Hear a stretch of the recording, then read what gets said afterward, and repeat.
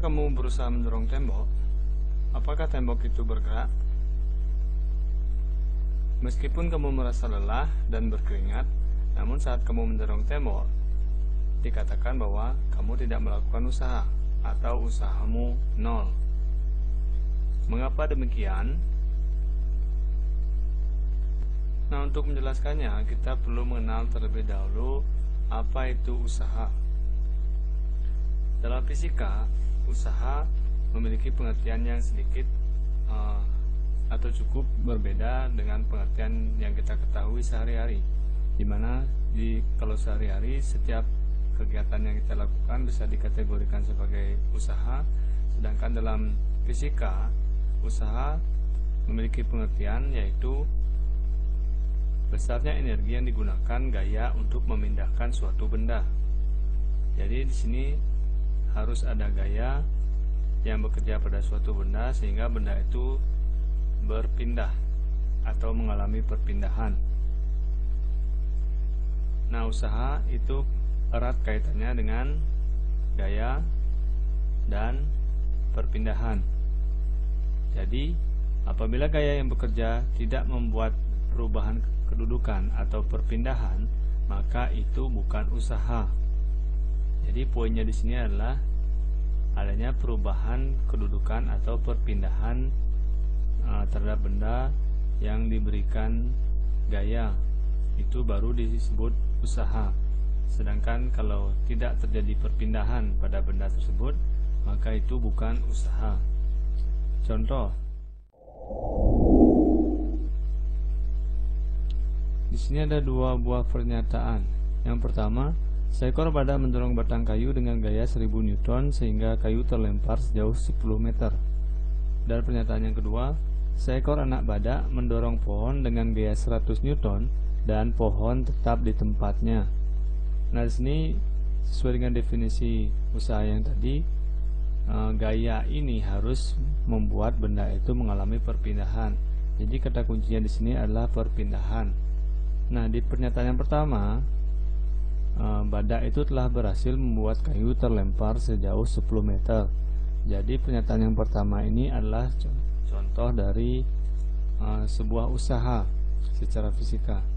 Sedangkan pernyataan yang kedua, anak badak yang mendorong pohon dengan gaya 100 Newton itu membuat pohon itu tidak bergerak atau tetap di tempatnya. Jadi pohonnya masih diam. Jadi ini termasuk bukan usaha. Nah, seperti disampaikan tadi, usaha erat kaitannya dengan gaya dan perpindahan. Jadi, semakin besar gaya, maka semakin besar perpindahan. Dan apabila semakin besar perpindahan, maka semakin besar pula usaha. Dari pernyataan itu dapat dirumuskan W sama dengan F dikali delta S, di mana W itu adalah usaha dengan satuan Joule, F itu adalah gaya dengan satuan Newton, dan delta S sama dengan perpindahan. Kita langsung ke contoh soal. Seorang anak mendorong meja dengan gaya sebesar 100 Newton, sehingga meja itu berpindah sejauh 5 meter. Berapakah besar usaha yang dilakukan anak tersebut? Nah, di sini ada seorang anak yang mendorong meja sejauh 5 meter. Untuk menjawabnya, kita pertama membuat atau mencari diketahuinya dulu. Dari soal ini diketahui bahwa gaya sebesar 100 Newton. Jadi kita tulis F sama dengan 100 Newton. Dan yang diketahui berikutnya adalah perpindahan, yaitu 5 meter. Jadi delta S sama dengan 5 meter. Yang ditanya adalah usaha, yaitu W. Dari persamaan yang tadi bisa dituliskan W sama dengan F dikali delta S. Tinggal mengganti huruf dengan angka yang ada diketahui, yaitu F-nya 100 dan delta S-nya adalah 5. Jadi W sama dengan 500 Joule. Jadi usaha yang dilakukan oleh anak ini sebesar 500 Joule. Nah, bagaimana kalau yang ditanya adalah variabel lainnya? Misalkan di sini yang ditanya adalah gayanya. Seorang anak mendorong meja sehingga meja itu berpindah sejauh 10 meter. Jika diketahui besar usahanya 200 joule, berapakah besar gaya yang dikerjakan pada meja itu? Cara mengerjakannya itu masih sama. Pertama kita tulis diketahuinya. Dari soal diketahui bahwa usahanya itu 200 joule dan delta S sebesar 10 meter. Yang ditanya adalah gaya, yaitu F. Nah, untuk mengerjakannya dari rumus asli yang W sama dengan F dikali delta S, itu kita buatkan segitiga T. Dari rumus awalnya ini kita ketahui bahwa F dikali delta S.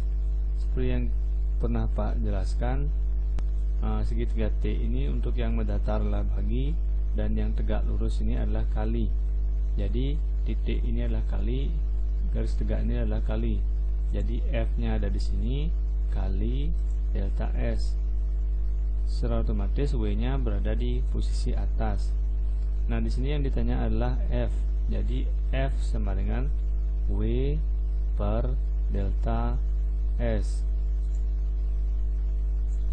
Tinggal mengganti huruf dengan angka yang ada diketahui. W nya 200, delta S nya 10. Jadi besar gayanya adalah 20 Newton. Bagaimana jika yang ditanya adalah perpindahan, yaitu delta S? Caranya sama. Dari segitiga T ini kita ketahui bahwa rumusnya menjadi delta S sama dengan W per F. Nah, berikutnya tentang daya. Apa itu daya? Daya atau laju energi adalah besar energi atau usaha yang dilakukan setiap satu satuan waktu. Jadi daya adalah usaha tiap satuan waktu, atau daya sama dengan usaha per waktu. Dari pernyataan ini dapat dituliskan persamaan P sama dengan W per T, di mana P adalah daya, W adalah usaha, dan T adalah waktu. P satuannya watt, usaha atau W satuannya joule, dan waktu satuannya second. Nah, ini untuk tambahan satuan daya lainnya, yaitu 1 kW itu sama dengan 1000 watt, dan satu daya kuda atau 1 horsepower HP itu sama dengan 746 watt. Kita ke contoh soal tentang daya. Seorang anak mendorong meja dengan usaha sebesar 200 joule dalam waktu 4 second.